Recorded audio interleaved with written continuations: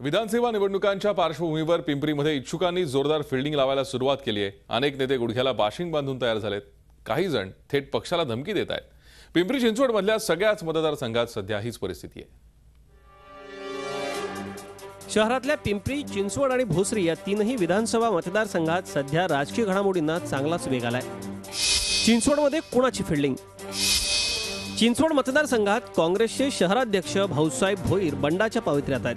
पिंपरी चिंचवडमध्ये काँग्रेस काही लक्ष देत नाही असा थेट आरोप त्यांनी स्वतःच्या पक्षावर केलाय आणि शिवसेनेत जाण्याचे संकेतही दिलेत। याच मतदारसंघात विद्यमान आमदार लक्ष्मण जगताप अजून काय भूमिका घेणार हे स्पष्ट नाहीये आणि शिवसेनेत इच्छुकांची मोठी रांग लागली।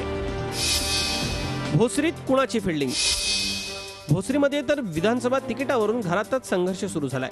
विद्यमान आमदार विलास लांडे आणि त्यांचे भाचे जावई महेश लांडगे यांच्यात कमालीची कटुता आली आहे।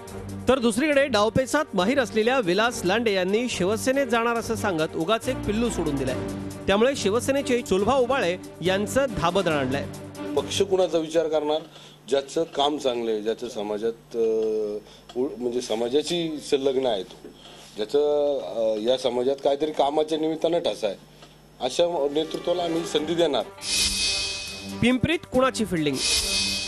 पिंपरीमध्ये हीच परिस्थिती आहे। विद्यमान आमदार आपल्याला तिकीट मिळावं म्हणून देव पाण्यात ठेवून बसलेत, तर शिवसेनेतून हकालपट्टी झालेल्या सीमा सावळे यांनीही जोरदार मोर्चे बांधणी सुरू केली आहे। तर भाजपचे संभाव्य उमेदवार अमर सावळे यांना पक्षांतर्गत विरोध सुरू झालाय।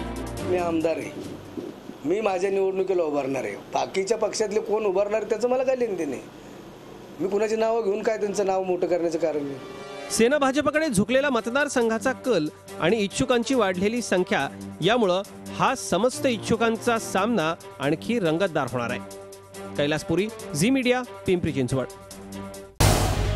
झी 24 तास रहा एक पाऊल पुढे।